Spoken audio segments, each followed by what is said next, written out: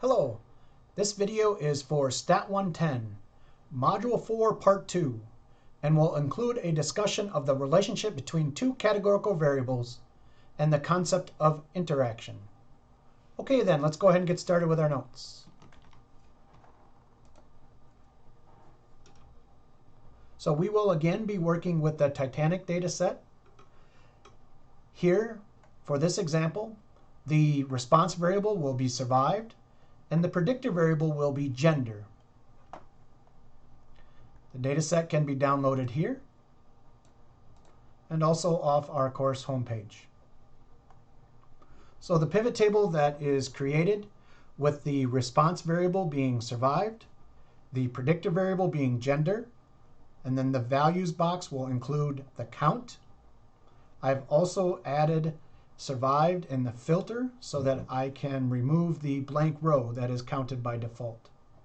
So here is the pivot table for the relationship between survived and gender. Again, the row totals here are very different from one another, so we're going to want to be using row percentages when making comparisons. And we can obtain the row percentages by selecting % of row under the Show As tab in the values box. Again, there's a video that shows you how to create pivot table, obtain row percentages, and to obtain the 100% stacked column graph on our homepage. Here's the graph that goes along with those associated row percentages. We can see that about 73% of the females survived. So here the gray box is for survived, and the black box would be for those that didn't.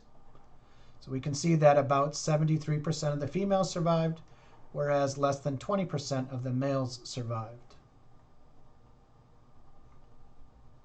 So there's a couple of questions regarding those. I guess I gave you the answers to the first two, but that's okay. And then answer question 3 as well. So hit pause here and go ahead and submit your answers for those first 3 questions.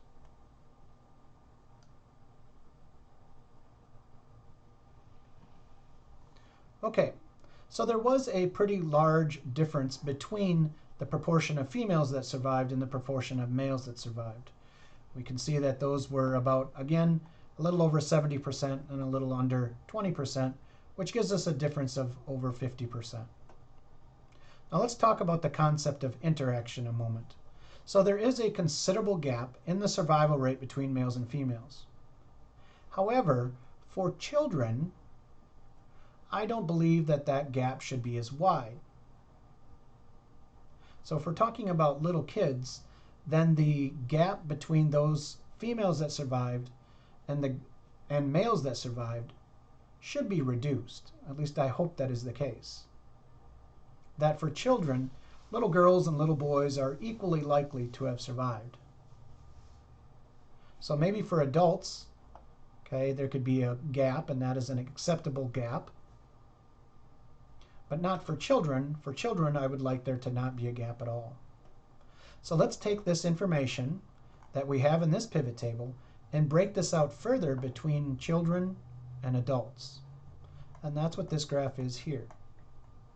So I have adults on the left side of this graph and child or children on the right side of this graph. Again, black is did not survive and gray is survived. Now we can see that the gap but in the survival rate for adults is about 56%. So in other words, females are considerably more likely to have survived than males. The gap for children is reduced down to 31%. But we can still see that females were, so little girls, okay, or young ladies, were more likely to have survived than young men or boys. So that gap was reduced to 31% for children, whereas for adults it was 56%.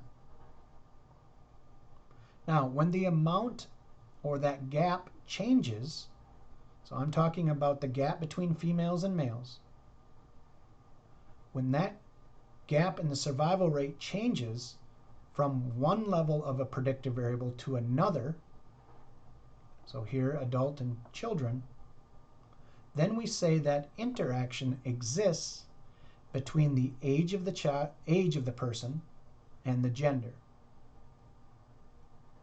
So when the relationship between a predictive variable and a response changes, depending on another predictor variable, then what we say is that the two predictor variables interact with one another.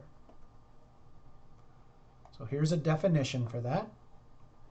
Interaction is present when the relationship between a response variable and a predictor variable is influenced by a second predictor variable. Again, in this example, the relationship between survived and gender is influenced by age. So my two predictor variables here are gender and age, and we say that those two predictor variables are interacting with one another. So let's look at a second example where interaction was present. So here I have information about how the individuals in the Minnesota House of Representatives voted for the Minnesota Marriage Amendment. Now, the Minnesota Marriage Amendment gave rights who were gay to get married in the state of Minnesota. So we have their name, district, we have their age group here, and then over here on the right is the response variable, and that is just whether or not they voted affirmative for gay marriage or in the negative for gay marriage. So here's the table that we'll first consider. Is the voting either affirmative or negative is my response variable. And the predictor variable that I'm considering first here is the age group. So older individuals, 50 and older, or younger individuals, 49 or younger. So the black boxes in this display or in this chart are those that voted in favor of the Minnesota, or in favor of gay marriage in the state of Minnesota. Excuse me. Gay marriage in the state of Minnesota is defined by the black boxes. And you can see that older individuals actually were more in favor of gay marriage than younger individuals. So in this display with these summaries, it appears that older individuals in the Minnesota House of Representatives were more likely to vote for gay marriage than younger. I'll let you answer these first three questions here, or excuse me, these three true-false questions. Now, the outcomes are somewhat counterintuitive to me.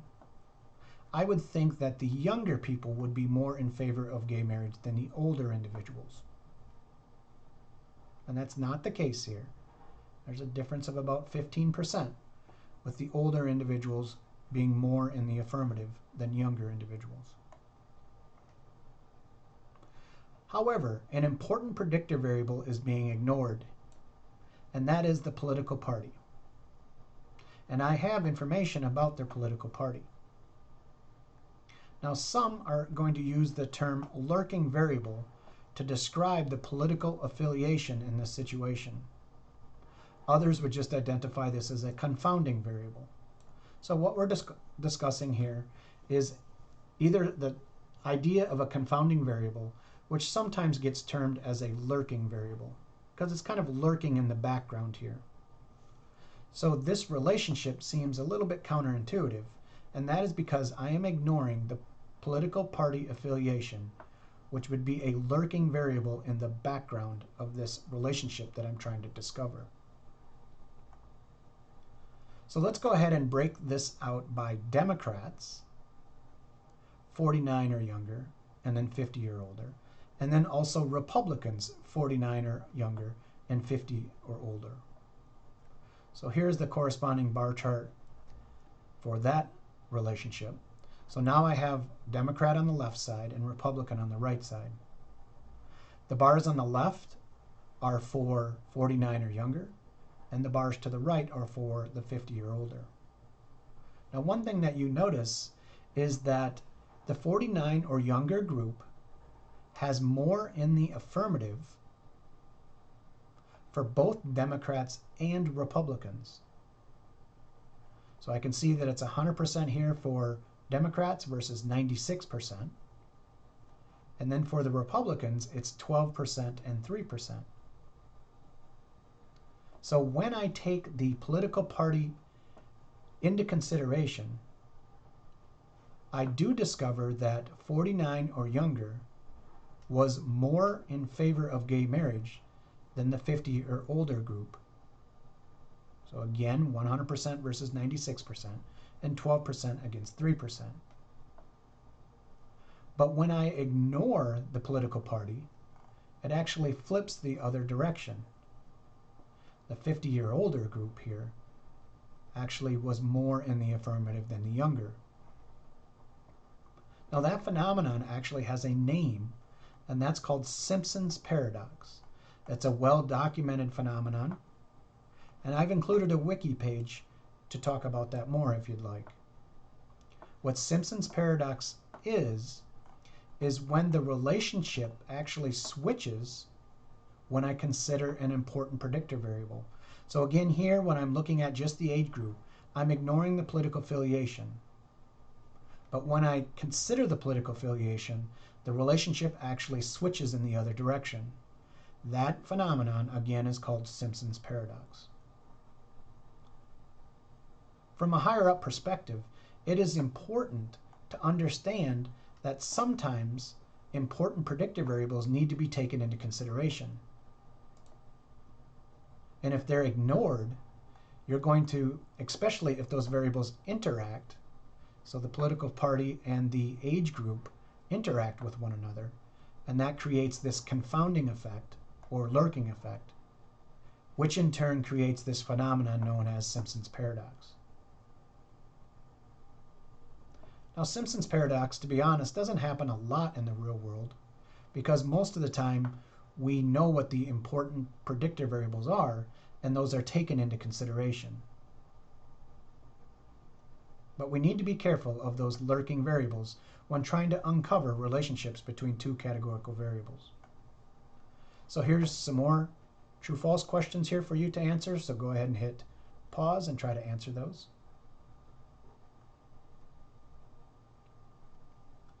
The last example in this set of notes has to do with drug overdoses. So this is data obtained from the Centers of Disease Control and Prevention, the CDC, and these are accidental deaths due to drug overdoses. We have this broken out by different age groups, genders, the number of deaths, and then I've also included the population in each of those respective categories. The response variable that I'm going to be looking at here is the age group. I'm going to make comparisons across the states, so the state is my predictor variable. And one thing that's different about this situation is that I'm going to be using the sum of deaths for my summary.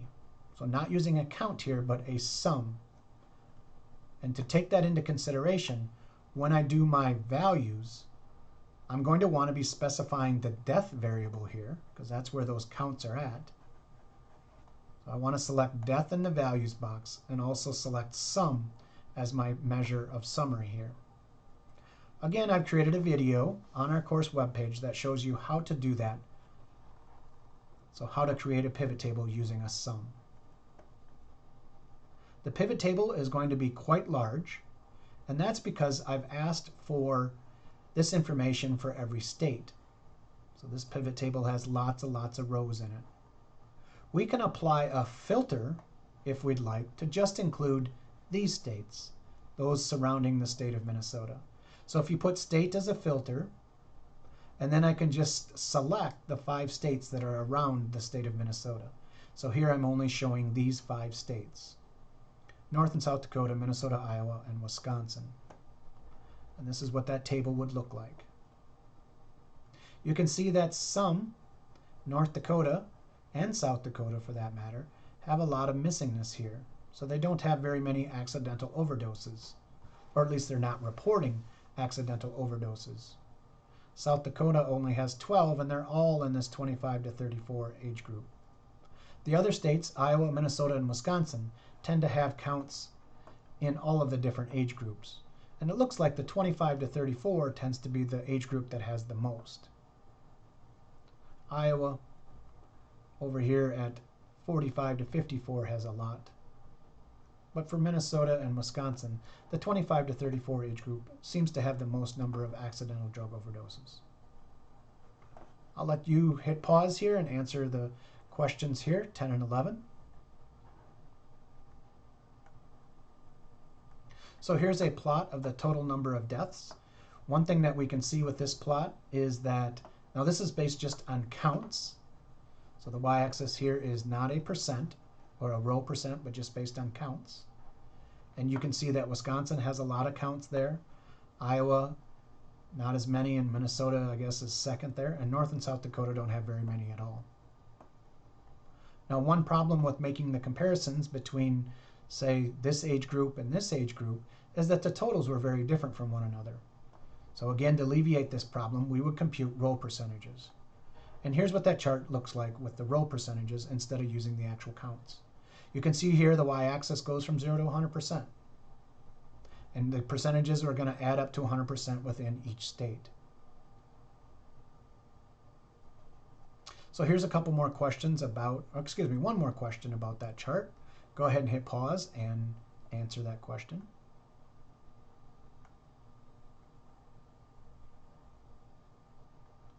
Just one final comment. One thing that's missed in this bar graph that I created here is that we don't know how many deaths there were in South Dakota. It just says that 100% here occurred in the 25 to 34 age group, but it doesn't give me any sense of how many. We noticed from the graph above that Wisconsin had many more deaths from accidental drug overdoses than South Dakota and also North Dakota. One thing that we do when we create a mosaic plot, at least as statisticians, is we create a modified mosaic plot. And we modify it by varying the width of the bar. So Wisconsin had a lot of the drug overdoses. Okay, they had many here, many more compared to, as I said, the Dakotas and even Iowa and Minnesota. So Wisconsin's going to be very wide in this bar graph. In fact, if we do the calculations, Wisconsin had 904 deaths out of the 1,700, which is about 52% of the deaths. So the Wisconsin bar is going to be 52% of the width of the graph. Minnesota was next, so it's going to be, what is that, about 25 or 30% of the width of the graph.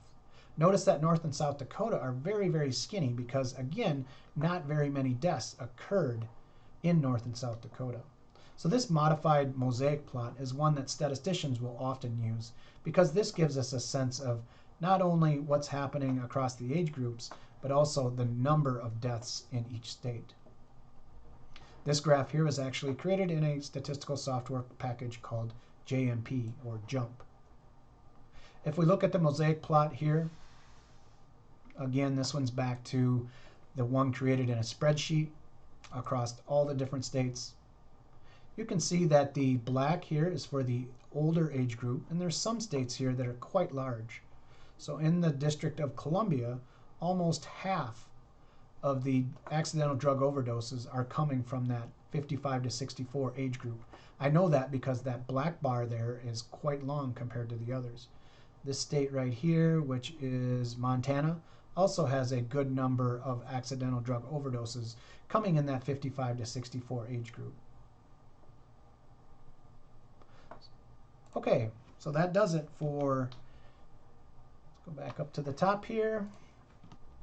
That does it for Module 4, Part 2, two categorical variables, a discussion of interaction, and also Simpsons Paradox. Okay, thank you.